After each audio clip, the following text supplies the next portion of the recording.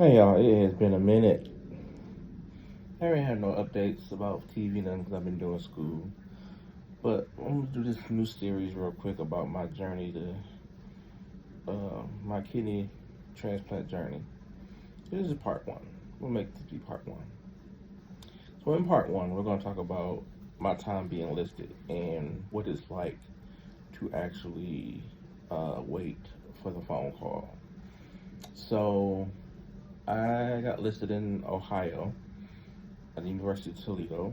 It's been about 4. It took about 4 months.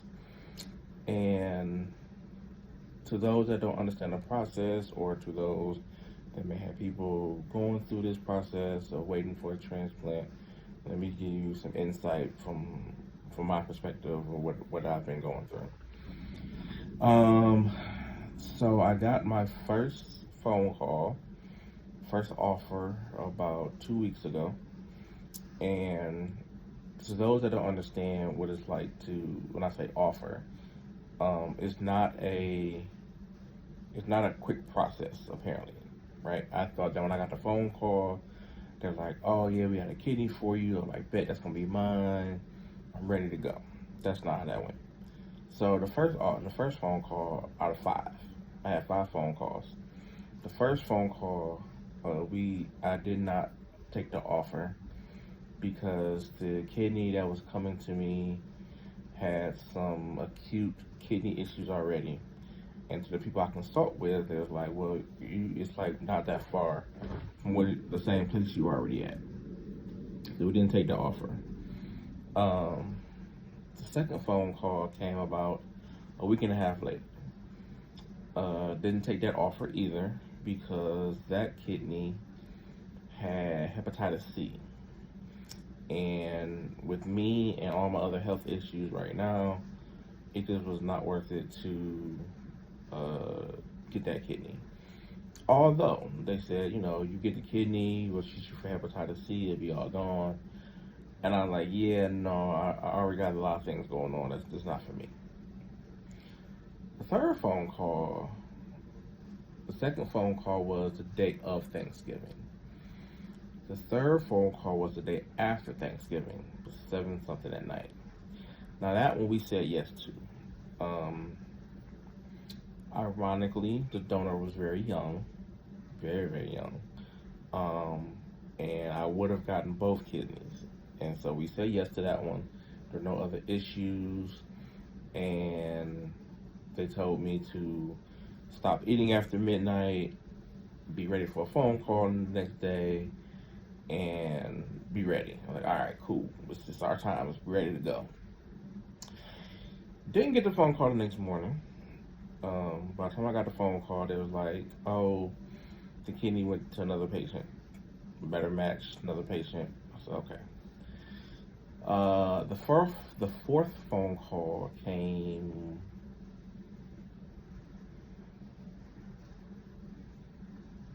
last week. Last week, Wednesday, at 4 something in the morning, and that kidney had hepatitis C and syphilis. And they're like, yeah, we could treat you for both of them, no problem. And I was like, no, I'm not about to get a new kidney going to an already somewhat messed up body and other stuff. No, I'm not going through that. So we said no to that.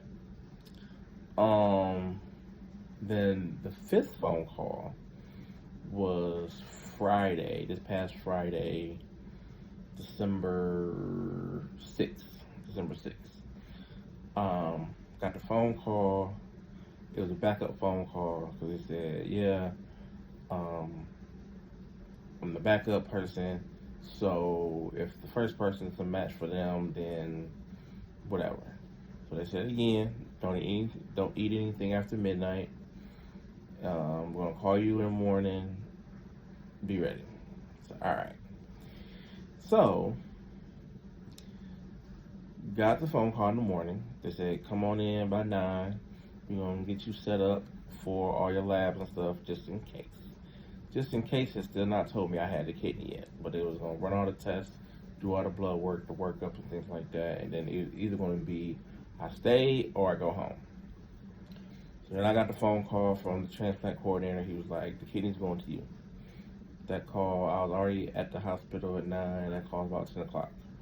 I said, I need somebody to tell me in person because before I send out all my messages and like, hey, it's about to go down, I need to be sure that this is it. He didn't know it's going to you. I said, all right.